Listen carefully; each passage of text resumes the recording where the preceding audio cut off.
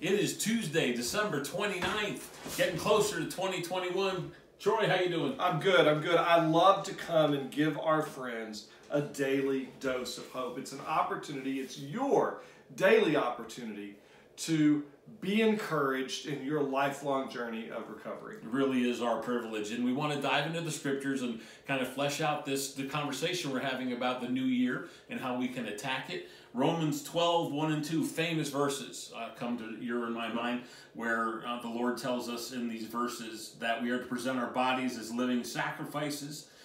It's our rational act of worship. We're not to be conformed to this world, but be transformed by the renewing of our minds. What do these verses mean to you? You know, Bill, I love this idea of what I want for the new year is not resolutions, but what I want is transformation. And that's what resolutions, again, are about. Like we talked yesterday, it's us expressing our desire to change. Right. The problem is resolutions are things we resolve to do. And transformation is something that God alone does. Now, we cooperate with God, and that's super important. Talk about that in a second. But the bottom line is this. If we're really going to be different in 2021, it's going to be because God transforms us.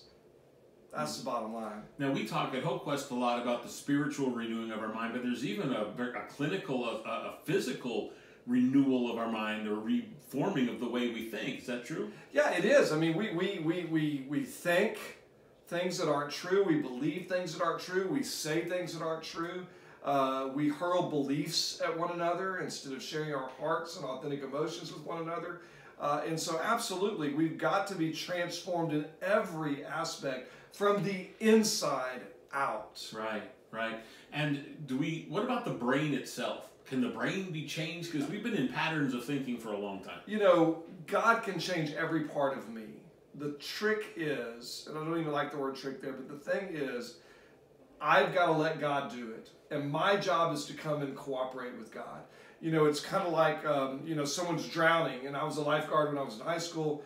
And we were taught if someone's out there drowning, make sure they're either willing to cooperate with you or you wait till they are. And waiting till they are may mean they're passed out unconscious.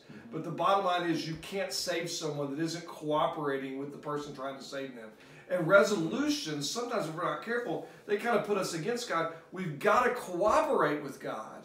And if we'll cooperate with God, then He can transform us. So my heart for this new year is not resolutions. Yeah. It's transformation. I hope it is for you too. The Bible's a big part of that. Be in the Word. Let it wash over you. It will change the way you think over time. It'll give you a new worldview and take away those unhealthy patterns that we've been living in. We love you. We'll look forward to talking to you again tomorrow, and you have a great day.